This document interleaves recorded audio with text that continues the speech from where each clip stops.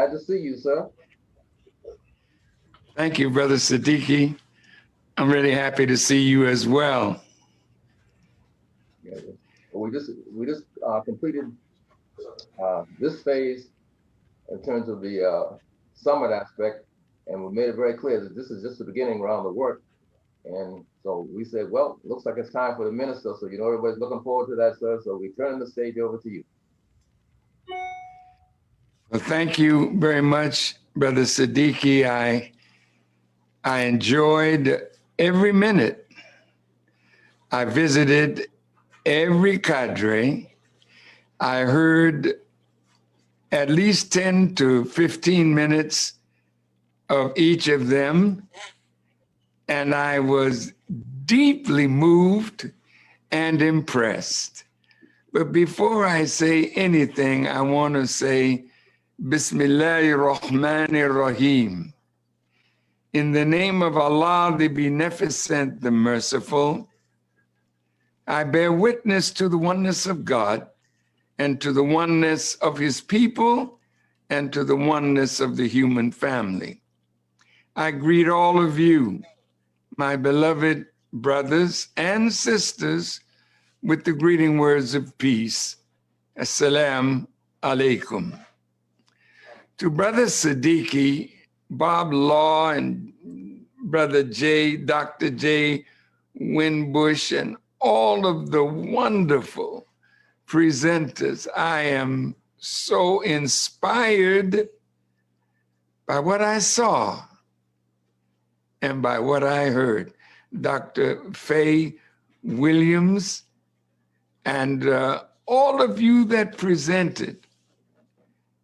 It was a learning experience for me. Because when you work a long time in the vineyard with your people, and this is my 67th year working in this vineyard, and I read once in the Bible, cast your bread upon the waters, and after many days, you'll see it coming back to you. I thank Allah for the Honorable Elijah Muhammad. I thank him for what he gave to me to give to you and to our people throughout the world. I thank him and the God who raised him for their intervention in our affairs. And now, after listening to each of you with rapt attention, I saw a great future for our people coming through you. Thank you, Brother Siddiqui, and all of those who worked with you to make the vision that you had reality. I have known Brother Siddiqui for a long, long time. He's not a man that promotes himself as such, but I would like to say something about what he's doing, what he desires to do, and what all of us can help him and those with him to do.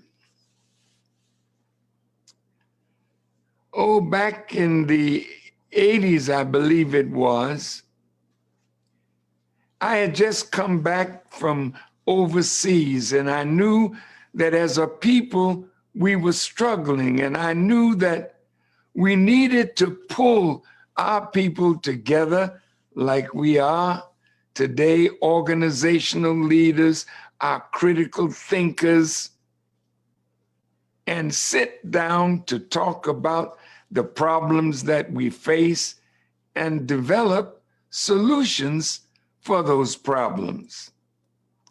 I didn't think that the Nation of Islam at that time could provide that umbrella for all of the organizations and organizational leaders to find that comfortable spot with. So my brother, Dr. Ben Chavis, and my dear lawyer and friend,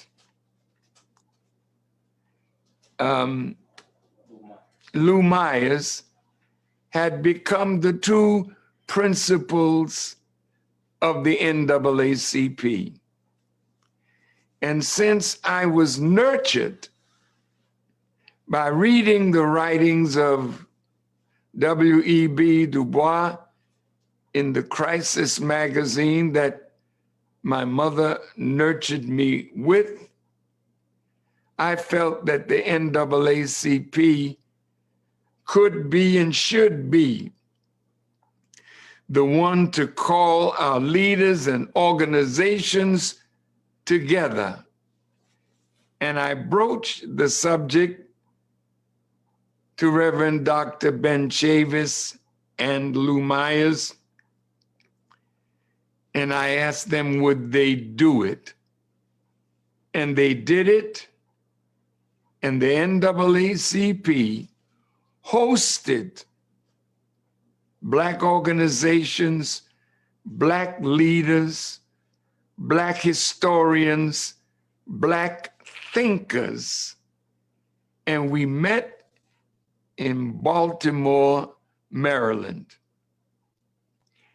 And out of that meeting, a new organization was established. It was called NAILS, and NAILS meant the National African American Leadership Summit. And we went forward from that day in Baltimore, so charged that we knew that with this kind of organizational effort, and I'm talking about people in a room with various religious, ideological persuasions, some friends, some not so friendly, but we did it with the help of God and the help of the NAACP. And we went away feeling we had made a good start. Outside the door was a rabbi who was noting all those who came, but the rabbi's anger was because I was in the group. And I'm sure you all know that Farrakhan is not loved in that circle. And at the same time, they hated the fact that all these Black leaders and organizations were in one room, and Farrakhan was in the room with them. It seems like Farrakhan has a disease, and it's not COVID, it's not AIDS, it's just being too Black, too strong, and too much in love with the word of God coming through the Honorable Elijah Muhammad. I'm in love with you. I can't help myself. I could never betray you. I'm anxious to prove my love for you through living and dying. For that which is bigger than I and you, but never bigger than us. And I'm so grateful to be here with you, to listen carefully to what you said, and to see Dr. Ray Winbush, Dr. Bob Law, Dr. Faye Williams, and all of you that spoke and headed up each cadre, I'm deeply, deeply touched. And so I wanted to say that Siddiqui Cambone has offered me the chance to speak at many things that he organized. Last year, he asked me to participate, and I realized that what he wanted to do was revive NAILS, a National Black Leadership Summit.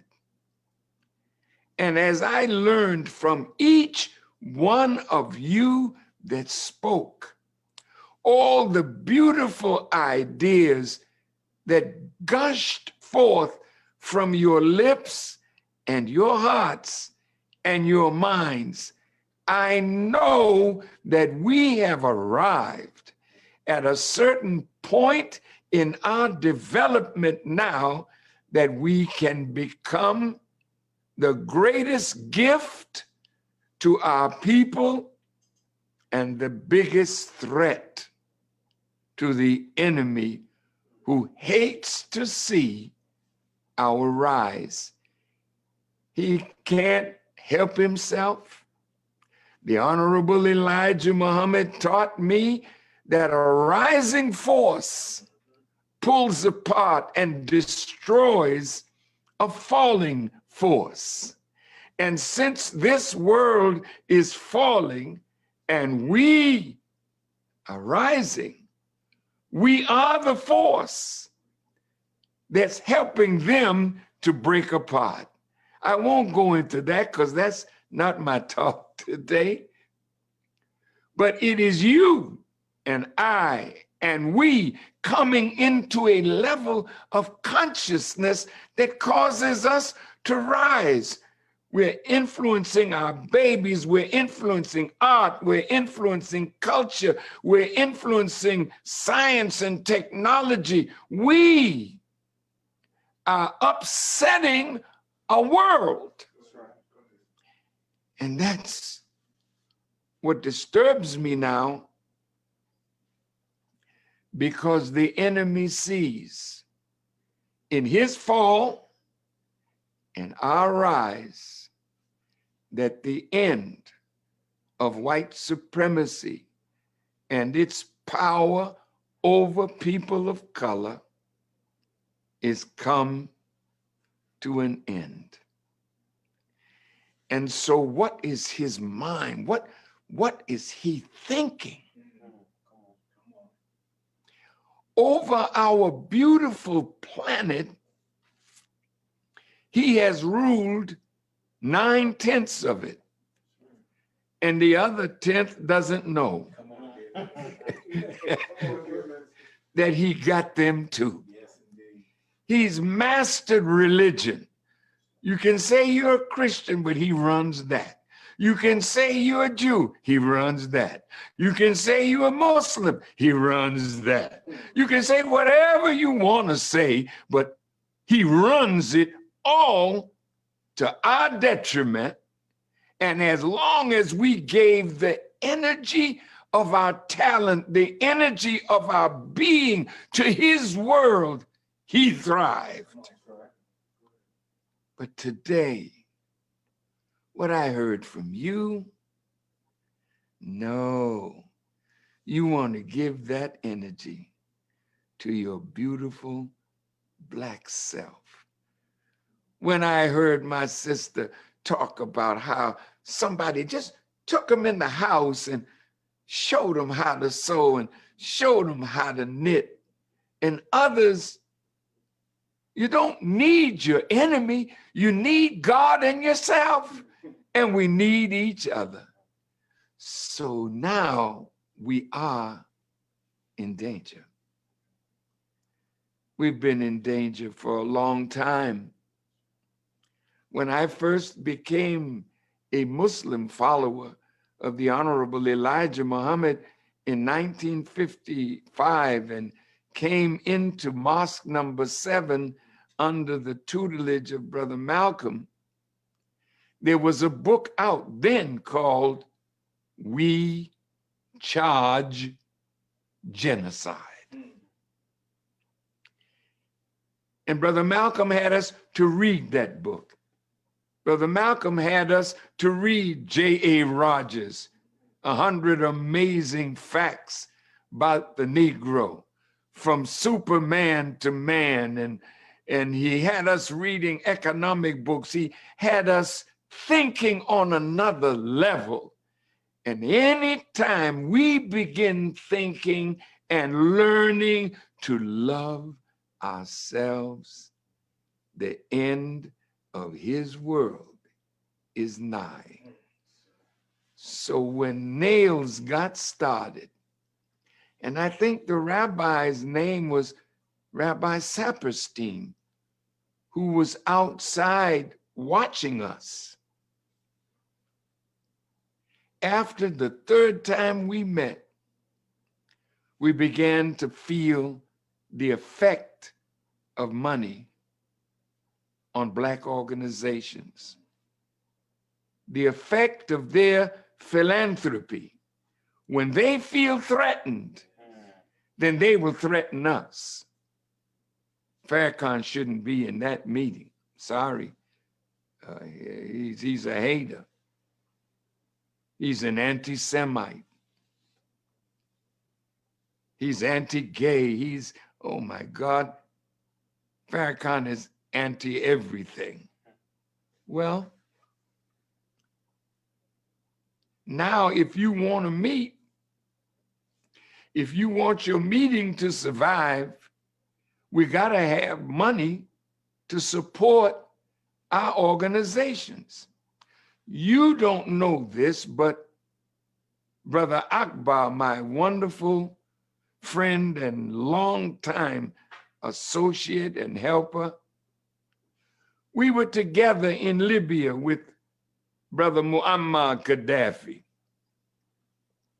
Gaddafi said to me, Brother Farrakhan, when we are off of the sanctions that America has on us, we're going to put the Nation of Islam in our national budget each and every year.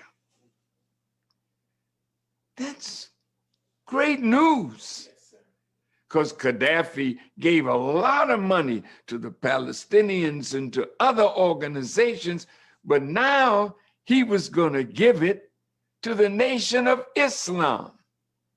You don't know this, but you should know your brother. When I asked Ben Chavis to call us all together under the aegis of the NAACP, I'm a Muslim, but I love the NAACP. Why you love them? Because they nurtured me.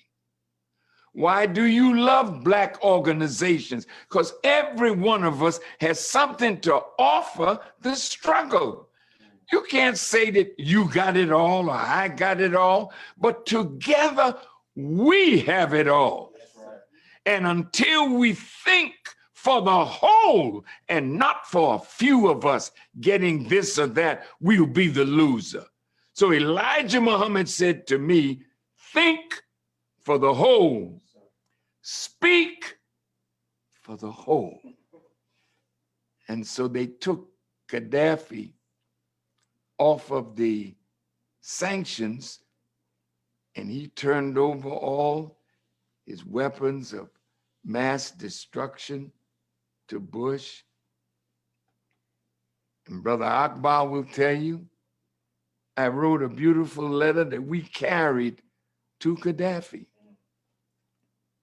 In that letter, I laid out to him my thinking.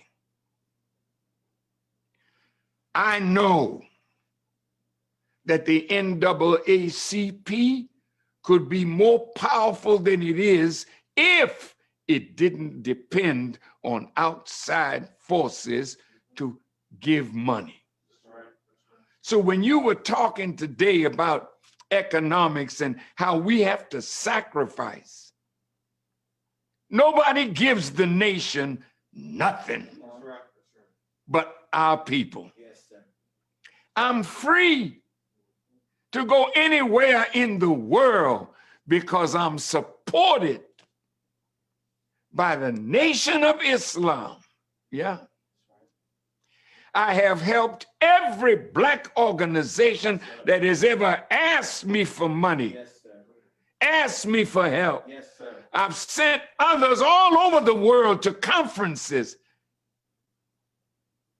I've helped other organizations that were dying with some of the money that these believers that were on this program today give to me.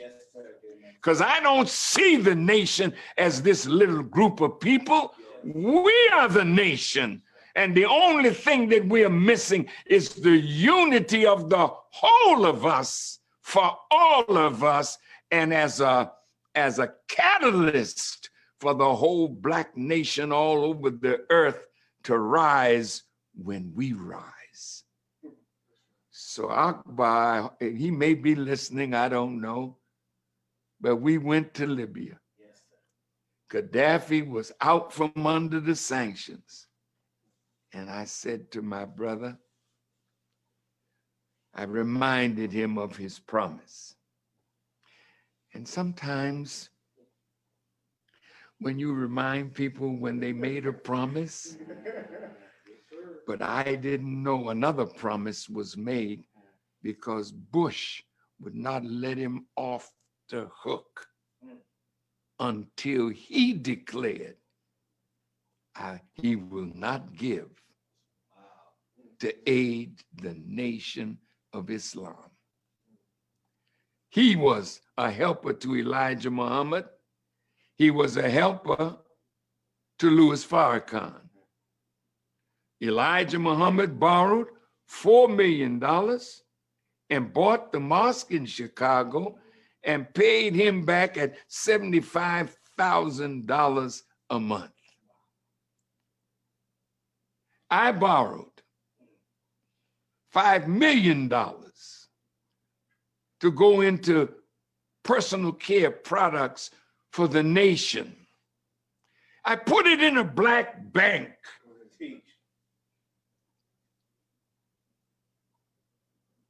I went to Black companies. Come on, let's build these personal care products. After a while, the enemy went to Mr. Johnson of the great Johnson Products and told him that if you did anything for Farrakhan, we'll take all your products off the shelf. Do you know the enemy? Do you really know the enemy? Do you really think he's happy to see what you're doing today? Do you really think that he will not hesitate to destroy us when he sees his end in sight?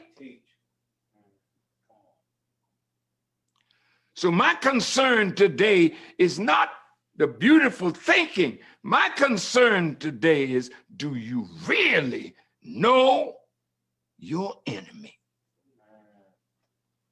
Because some of us fell out with Elijah Muhammad because he referred to the white man as the devil. The devil is real. He raises hell. And in the church, you say, the devil is a liar. And ever since we've been in his hands, He's told us nothing but lies about ourselves, nothing but lies about God, lies about our people in Africa to keep us all divided against ourselves. And we are still sick from his poison.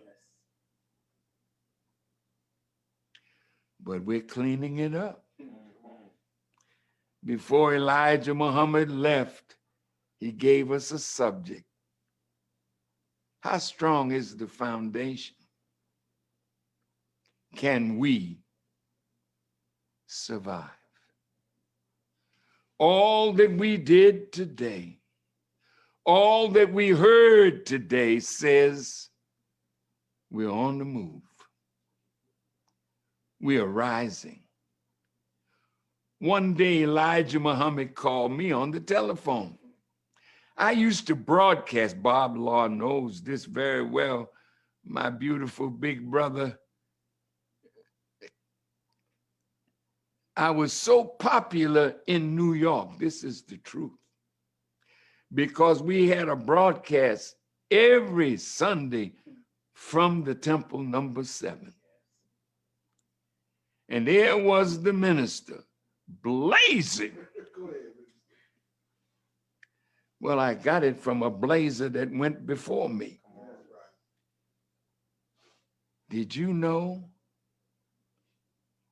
that in my heated talk, Brother Malcolm as my teacher, everywhere I went with Brother Malcolm, he didn't waste no time exposing the devil. So that became the talk, everybody.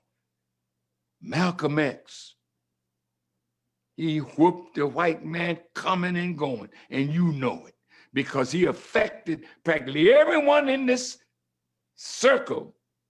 Brother Malcolm affected everybody with his teaching. Real talk. You didn't know the white man like he knew him. And Malcolm made sure all of us knew him. And we got uncomfortable. When I was his young student in New York, I used to watch the intellectuals, the learned ones. When Brother Malcolm was speaking on 125th Street and 7th Avenue at Elder Mishaw, Mishaw's bookstore, big gatherings, Malcolm would lay it down. And the learned ones would come, stay across the street, hear Brother Malcolm, and keep on stepping. Real talk. But after a while, they understood him and they loved him. But to love Malcolm, you couldn't love the enemy.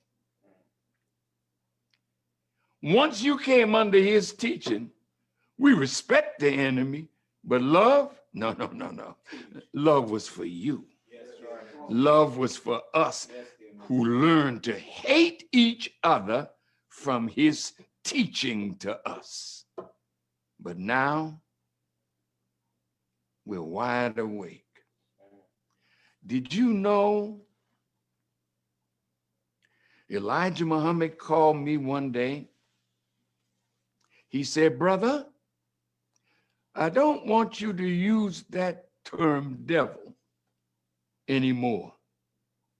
In fact, the week before that, I was beating the enemy so bad over the radio in New York, he called me and said these words, brother, I wish you'd stop throwing trash in a well I'm trying to get a drink of water out of, and hung up the phone. I said, well, I was just teaching the teachings.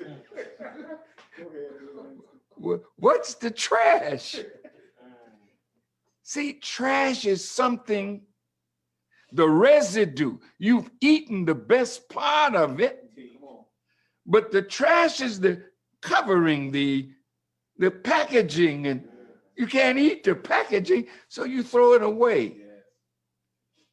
He didn't tell us other than the truth, but what he told us in another way, he said the white man made us other than ourselves. Wasn't that a nice thing, this way to say it? In other words, he made us into himself. So I can't say the white man is the only devil. Who's been hanging us up? Who's been betraying our movement? Who is it you are fighting? Each of us have to fight in order to get progress. You got to fight your own. Because in your own, there's envy, enmity, jealousy, strife. You know what I'm talking about. We're so hard on each other. Only God could love a people like this. And somebody that's in love with you. Somebody that can hang with you when you want to hang the person that loves you because you don't love yourself. So Elijah Muhammad said, yes, brother. Called me the next time and he said, brother, I want you to use this language. I want you to use the word Satan, the enemy, the slave master's children. Now what he's doing, he's bringing me up into the knowledge of the devil maker.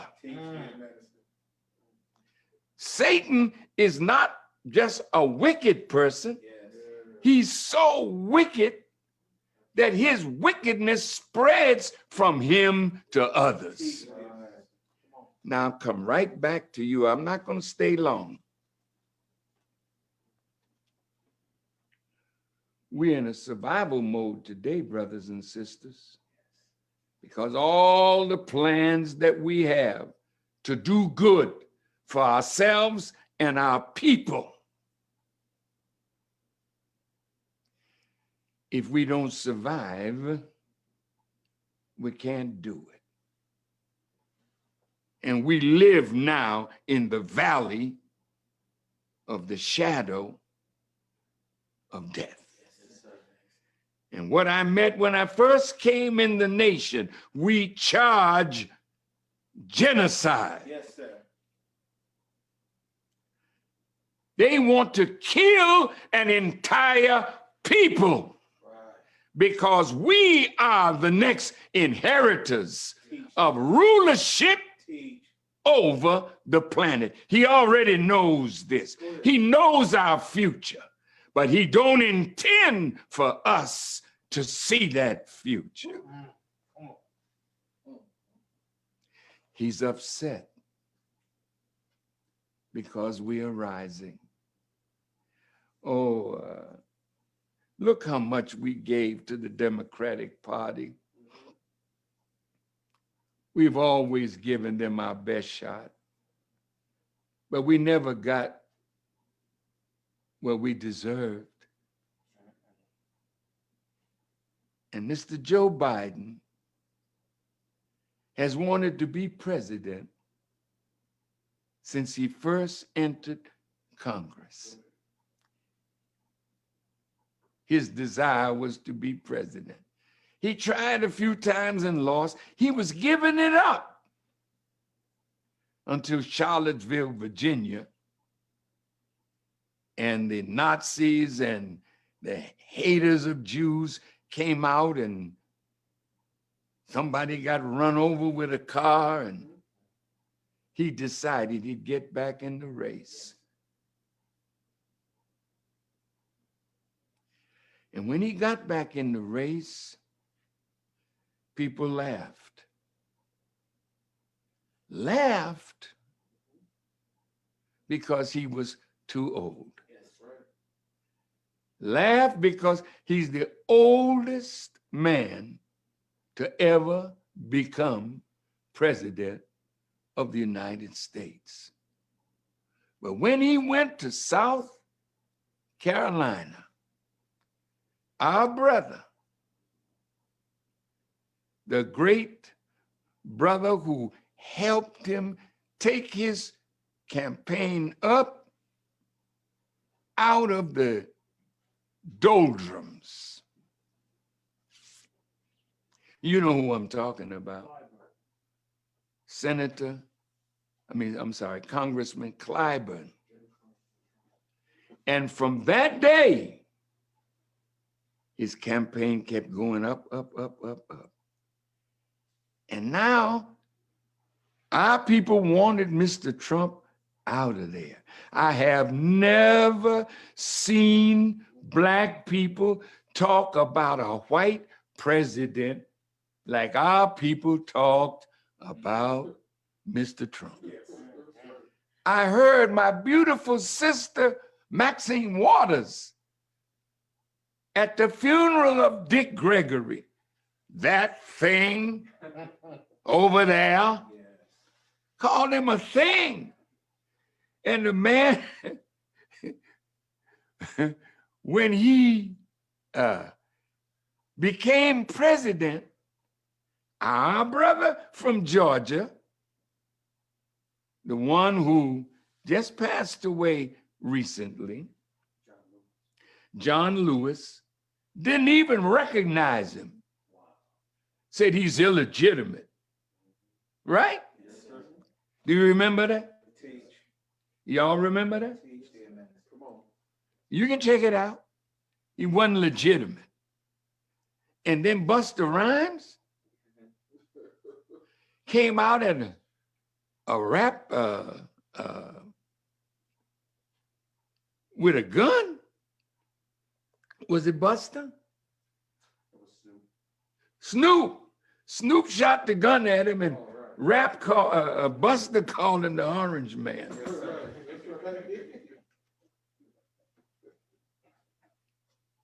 And Trump called him Sleepy Joe. The biggest slap in the face to Trump was when the man he called Sleepy Joe became the president-elect of the United States of America and called a Black woman to his side. She ain't no lightweight. Kamala Harris is a heavyweight. Yes, sir. Yes, sir. And look at how white folks are thinking right now. She's a heartbeat away from being the first Black president. Yes, sir. If he dies while in office, so white folks are upset. That's what I'm trying to tell you. They see our rise,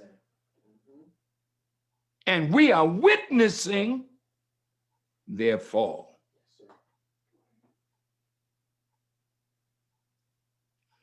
And now we have to survive because the death plan is in motion. What is the death plan? You say, well, Black folks are the most prone to the COVID virus. Why is that? Because of the comorbidity conditions, diabetes, heart failure, obesity. Name all the comorbidity problems, we lead in that. Well, let me ask you this. How did we get in this condition? Come on. Did you know that there's food that they prepare for you and me in the hood, that they kill us by zip code? Go ahead. When they know your zip code, they send the worst food in for us to consume. Talk to me. Yes, sir. Flint, Michigan is not an accident. Yes, sir. They're killing us through the water. You're a young man and can't and have erectile Go dysfunction. ahead. I'm not meaning to be vulgar, but our old folks died with the ability to make a baby. Yes, sir. You need pills. You're already on death row and don't even know it. So now you're a perfect host for the COVID virus. And that's why it's killing us. But it's not that we don't have the means to do that. We don't really need a vaccine. Yes, sir. Go ahead. Go ahead. We need more vitamin D. Go ahead. Hey, brothers and sisters, I have my African sister talking earlier. We're talking about our people in the Caribbean, in the little island that my mother is from. I think they had 15 deaths from the COVID virus. Do you know why the virus is not hitting the Caribbean like it's hitting America and Europe? Because we live in the sun. Yes. The Honorable Elijah Muhammad told me that in the sun there are billions of vitamins that you can't get in anything that is created except through the sun. Right. Come on. So when you live on the inside and don't go out in the sun, have no love for the sun to lay in it and bathe in it. Teach, dear friends. My teacher taught me, take a bath at least once a year in the sun. Go someplace where you can take your clothes off and turn again. And when you've turned enough, your body has accepted billions of vitamins into it. And when the day of disease comes, the vitamins rise up to defend us against disease. That's why in the Caribbean, they're not worried about a pandemic down there. So is it time for me to go, right? No, sir. Dear friends. Huh? He's adjusting that mic. Oh, well, I don't want to belabor this point. But now we are so frightened Teach. over this COVID. Now they're getting us ready for the vaccine. Teach, dear man. Come on, minister. Brothers and sisters,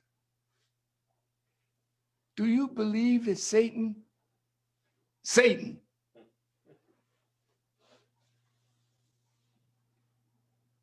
is concerned about vaccinating you about this thing here? Teach, dear minister. Come on, brothers and Teach, sisters. dear minister. You trust him. After all that he's done to destroy us, you trust him.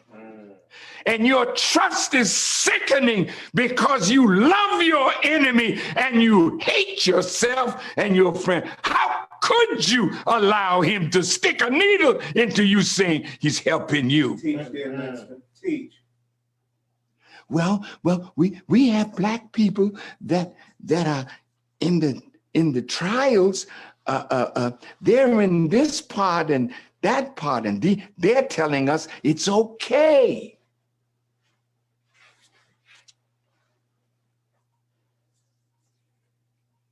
There are things that he brings you right into and blinds you Come on.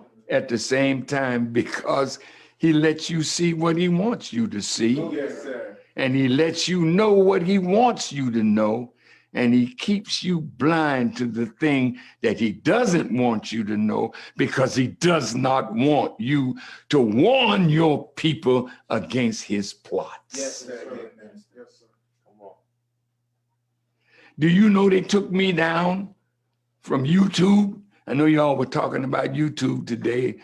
It's a great thing. You use it as best you can. But my July 4th message called The Criterion, anybody that got that message, he's pulling them down. Yes, right. Yeah. Yes, sir, dear minister. What's wrong with the minister? You talking all your stuff. Why can't the minister tell us the view of Elijah Muhammad on these vaccines? Teach, dear minister. Right. I'm off. Boyce Watkins is off. Ben X is off. Abdul Qiyam is off. What have I done? Teach. But tell you the truth. None of you can say to me that I'm a liar. No, sir. You know darn well you ain't never caught me in a lie. That's right. Go ahead. But that daggone devil that you listening to, he's a liar from the beginning Yes, to sir. the end. So the Bible say, if Satan cast out Satan, Go ahead. how can his kingdom Go stand? ahead, dear minister. So now you got 74 million people voted for Mr. Trump. Yes, sir. That's right. And 83 million for Mr. Biden. They're all divided. Yes. Satan is casting out Satan. Yes. Where do you stand in this? You better hurry and get yourself together, That's right. because all those things that you talked about today, gardens in the community, putting gardens on the roof, learning how to feed yourself. Because if you grow the food, you know what's in it. That's right. Did you know that corporate America has bought up tens of thousands of acres of land? And do you know that they've made so many atomic weapons Teach, dear minister. that the residue Mhm. of the atomic weapons they have put into steel drums Sir. and buried it in the oceans? 30 years ago in the Sudan, the president was called Numeri. And he got a deal with America to take some of the drums and bury it in the sand, and they would get money. Did you hear me? Teach, dear minister. Now the drums are being compromised by the power of water. So this stuff is escaping into the water, poisoning the food that we get from the water. And he's got now residue, they call it toxic waste. Did you know that they've put toxic waste that is from the nuclear waste over large tracts of land? Do you know that they growing food under soil that is toxic, poison with nuclear stuff? Teach, dear minister. Did you know that the food that you're eating is killing you? Go ahead. Did you know that the water that you're drinking is killing you? Teach, dear minister. You like to eat fast food? Fast food is death food. Come on, man. You don't know. I mean, you trust so much your enemy, and you're so fearful of a man that will tell you the truth. You will listen to me, and then you go back to being the same person. Yes, sir. Ain't nothing that you've talked about that I haven't taught on. That's right. The depth of it. Yes, sir, dear minister. Go ahead. You don't know me. Teach. Come on. You might listen to one thing here, one thing there. Farrakhan, my man. Farrakhan, oh yeah, Farrakhan, my man. Yeah, I'm your man. Teach them, minister. I've been your man for a long, long time. Yes, sir. But what do you do with your man? You listen and you go on about your business. You listen, you have meetings. Do you think when they had these meetings with all the leaders, do you think they invite the nation? Come on. Well, no, don't let Farrakhan come up in here. Because if Farrakhan come up in here, white folk gonna give us a problem. Well, they giving you a problem now, Yes. and it's gonna get worse. You can't throw me away, No, sir. even if you want Come to. on. God ain't gonna let it happen. Yes, sir. So I think I should get ready to go. I got 10 more minutes. Teach them, minister. Look, beloved family, all the wonderful things you talked about today, we got to put it into practice, but we got to live. Those of you who are health professionals, they want you to take it first. Teach. And then they'll say to you, if it ain't moving good enough, you notice they offering you money now? Come on, dear minister. Go ahead. When has this devil Come on. ever offered you $1,000 or $1,500 to take a shot? Teach, dear minister. Teach. Teach. They give you free shots Right. of toxic waste. Yes, sir. Free. My God. The same lead that's in the water in Flint is in the water in Detroit, is in the water in Cleveland. You watch, it's in the water in Chicago. You ain't free. Teach, dear minister.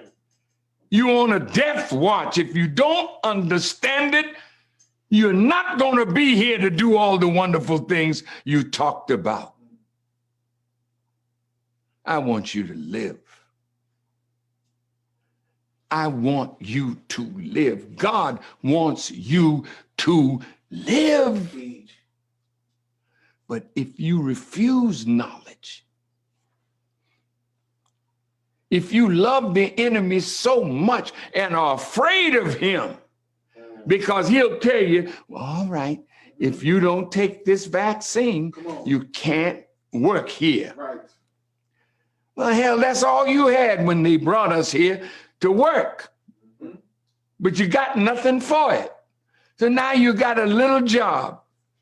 But you're going to have to learn to walk away from something that's killing you and do something for yourself. The unity that's here. We can do things to feed and clothe and shelter ourselves. Don't let them make you afraid. Well, if you don't show that you're vaccinated, you can't come to school. What a blessing. Great. Go ahead. What a blessing. Yes. Tell the cracker, I ain't coming That's right. to your school. Teach. When you tell me I can't go to your school, I open up a school of my own.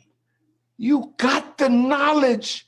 You have the wisdom. You can teach your people. Like the sister said earlier, the Honorable Elijah Muhammad said, you can have a university under a tree if you're teaching the knowledge of the universe. Right. Come on, brothers and sisters. And to Siddiqui, I hope I've not hurt anybody's feelings, you know. But that's me. I can't help myself. That's right. I didn't write a note. Not one. Not one. I just decided let God show me how to talk to you today, because I can conclude now.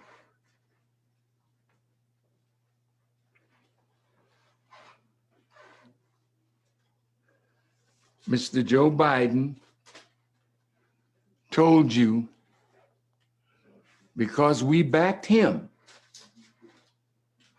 he said, I have your back. Did he say it? Teach. When I heard that, I said, it's over. Yes, sir. Because he used the wrong word. He said, I. Yes, sir. Go ahead. And if you remember the conversation between Franklin Delano Roosevelt and A. Philip Randolph and the Negro leaders of that day, they laid out a tough thing at the president's table. And the president didn't answer. He gave them all a cigar and they lit it up. Yes. And then he said, now, I don't have anything against anything that you all have said, because you all spoke the truth. He said, now go and make me do it. Yes, sir. Go ahead. Because no one white man, no matter how good his intention is, can give you what you need. It's got to be a we, or the I means nothing. So when he said, I got your back, he didn't say, we got your back. Yes, sir. Go ahead. He means good, Yes, sir. but meaning good ain't gonna save the day. Yes. That's right. You gotta mean good for yourself. We gotta mean good for one another. I'm in love with you. Yes, sir. I can't help myself. I'm slowing down now, But damn it, if you call me out Yes, to sir. say something, don't expect no man pussyfooting around No, with the sir. truth. I can't do it. No, sir. That's right. I gotta tell it to you like it is, Yes, sir. whether you like it or not, whether you hate me or not. I love you. Yes, sir. And when you tell me you love me more, I'll tell you you lie. Yes, sir. Because if you love me more, then you won't die for me, but I'm dying for you every day that I live. Yes, sir. So you're gonna get up from here and let's make this national summit bigger. In fact, Siddiqui, we should do it every 3 months Yes, sir. and add more of your giants, your leaders. Yes. Get the NAACP, tell them, come on. Bob Law can help. Yes. And I tell you, I have an assistant minister that is blazing on Sunday. Tune in to him tomorrow, noi.org. Yes, sir. He has a message for you. Don't think that the Nation of Islam is Louis Farrakhan alone. Come on. I've been working 67 years and I'm I gotta go sometime. But what good is it if you're good and you didn't make some good people behind you? Right. Right. Leadership is that you create from yourself your replacements. Yes, sir. May Allah bless you. I hope I said it all. Oh, she corrected me. Thank you. She said there are 15 cases, 27 cases. 27 cases, but 0 deaths Yes, Go sir. ahead. on the island that gave birth to my mother, Go ahead. St. Kitts in the Caribbean. Yes, sir. And Kamala Harris, first black female president, if she becomes president. If she becomes. If she, What did I say? you said our first black president, sir. Just wanted to- Black female president. Yes, sir, dear minister. Yes, sir. Yeah, thank you. Thank you, dear minister. And last but not least, I got 3 minutes. Yes, sir. Remember the Million Man March. Yes, sir. It took all of us working together Teach, dear minister. to make that great, great day. That's a template Yes. Yes. for how we can do Say that. what we need to do. Come on. Reverend Jackson was not with the march at first, bless his heart, Yes, sir. but he finally came. Yes, sir. And I was so happy because he was one of the first ones I wrote a letter to telling him I wanted him by my side with the Million Man March. Yes, sir. I wrote a letter to Imam Warithuddin Muhammad, Yes, sir. asked him come stand with me. He didn't come. Reverend Jackson came. In my hotel suite, Reverend Jackson asked me, Farrakhan, how long can I speak? I said, Reverend Jackson, I can't give you any time. You speak until you finish what you have to say. Yes, sir. Ain't no Negro gonna do that. No, sir. In fact, when they invited me to speak, they gave me a minute. Yes, sir. Yes, they did. Yes, sir. I took 5 extra, Yes, sir. and they were trying to pull my coat to sit me down. Wow, sir. And in those 6 minutes, the Washington Post said, my speech that day on the 20th anniversary of the March on Washington Yes, sir. was the speech that carried the day. Yes, sir. Look, beloved, we can do it, but we got to do it together. Yes, sir. The Million Man March, you have never seen so many Black women at a Million Man March. The dais was full of Black women that loved what we were trying to do. Among them was Mrs. Betty Shabazz, Brother Malcolm's wife. You may not know this, but the FBI had planned for Kabila Yes. to be in trouble. A plot, they said, that she was involved with a Jewish white man Yes, sir. to kill Farrakhan. Yes, sir. And the FBI came to my door in Chicago Yes, sir. and told me that at 11 o'clock there'll be a press conference. They're announcing something about an assassination attempt on Farrakhan. Yes, sir. Amen. When we turned the thing on at 11, it was my sister, Kabila Shabazz, with this Caucasian. And then they naturally, now they wanting me to go crazy. Yes, sir. I did. Hmm. We contacted Betty Come Shabazz. on. I don't believe that her daughter meant me no harm. Yes, sir. We raised money Yes, sir. for Kubila, Yes, sir. Betty, and I think Bob was there at the Apollo Theater in New York. Come on. We stood together. Yes, White folks went crazy Yes, sir. because they love it when you hate one another. That's right. They love to feed your beefs. Not with me. Come on. You don't hear me talking about nobody that's That's right. Black that's talking against me. That's right. No, I don't. That's right. I can take it if it's coming from you, Yes, sir. because I know you only speaking because you don't know. Yes, sir. And I accept that. And you know, when you love somebody and they do things that injure you, what do? See, you love Jesus? Come on. You do?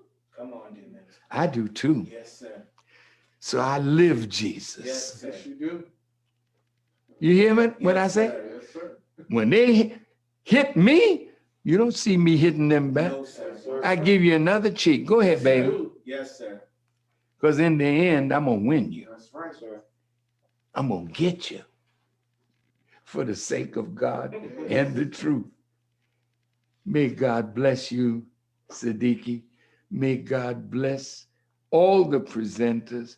May God bless this to grow Yes. into what we can feed from. One thing I wanted to say, Reverend Jackson was the only one when we had the Million Man March that spoke about what was going on in Congress with the Criminal Justice Act, where Mr. Biden was one of the principal architects of the crime bill. Yes, sir. Remember that. Teach. And in the audience of the Million Man March was a community organizer, Teach, dear minister. Mr. Barack Obama. Teach, dear And the one criticism that he had of the Million Man March, he said it needed to be more organized. I said, thank you, Barack. Teach, dear minister. We need each other. Right. And the enemy wins when we stay apart from each other and then throw lobs at each other. No, let's come together. Yes. Let's learn how to love each other. Yes, sir. And believe me, what a feeling it is. And that day at the Million Man March, nearly 2 million showed up. Not one person fought another That's right. at the Million Man That's March. right. No crime None. in the city Teach, dear minister. of Washington Teach. on that day because we brought them all together on a spiritual level. Yes, sir. Told them, don't bring no reefer. That's right. No, don't bring no gun. Don't bring nothing like that. Bring yourself. Yes, sir. We told them, don't go to work that day. Yes. Don't go to school that day. That's right. See, God wants you to make a sacrifice so he can help you. Right. Don't punk out over a job. Go ahead. And them brothers came Yes. on their own dime because Yes, I sir. would not ask nobody Come on. to give them a bus. Come on. Go ahead. Teach. Oh, I'm late. It's only time, Farrakhan. And y'all told me I could take 2 hours, but I know I was not going to do that Yes, to sir. you or myself today. Getting up in age now, and I'm enjoying growing old, and I still have so much juice left. Yes, sir. I don't want to blow it with a 2-hour speech. Yes, sir, dear minister. So look, I love you all. Love you. Have a wonderful day. Thank you for all that you did to make my day. Just by being here and listening to you, you've inspired me. I love you much. And Siddiqui, Cambone, y'all need to tell me who, some of these people are asking for $10, right? Who needed the $10 today that somebody need to give to? You know who it was? If you get in the organization, I got to give something to Siddiqui. Yes, sir. This got to keep going. Yes, sir. But I can't just give my brother $10. Go ahead, dear minister. I want to give him $1,000. Yes, sir. So you got to remind me, Siddiqui, Yes, sir. who that person was that was asking for $10 a piece. And there were 90 people with $10, and that was almost what? In that workshop, sir? Yeah. I think that was community. It was economic development, sir, Yeah. in that workshop. Okay. So thank you again. May Allah bless you. Assalamu alaikum. Wow. Alaikum salam, sir. dear minister, sir. No. Wow. Good God. Well, what can I say after that? Brother Minister Louis Farrakhan. So whenever the minister speaks, there's nothing but inspiration in the room. And he's on it when he says that we have to keep this moving. So let me just say that there are folks who worked with me for years to get us to this moment. And we're going to continue to build on this whole piece. This is not something that we're doing from an ego-based situation. This is real life. And I would hope that the folks who participated today are prepared to continue on with the work. We have the information.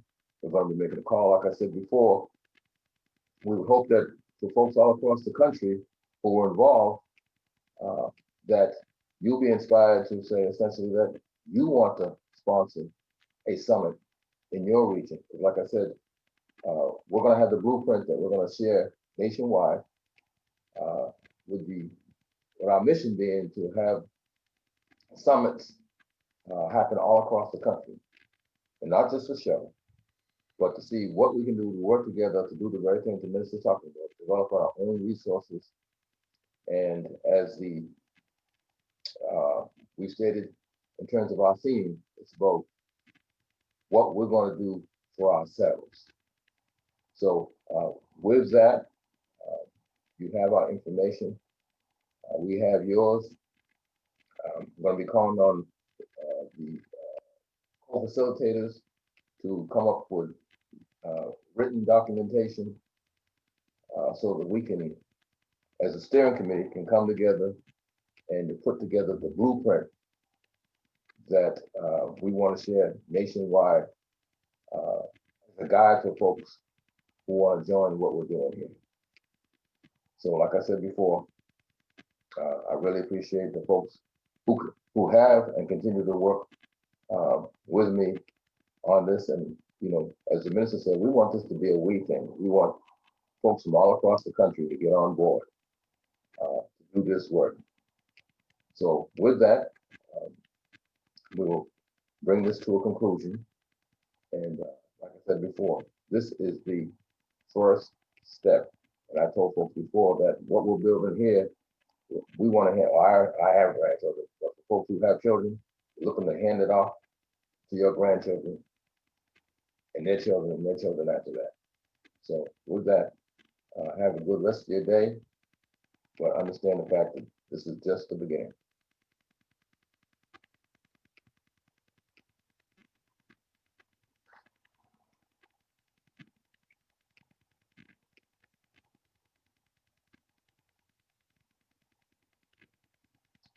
Okay.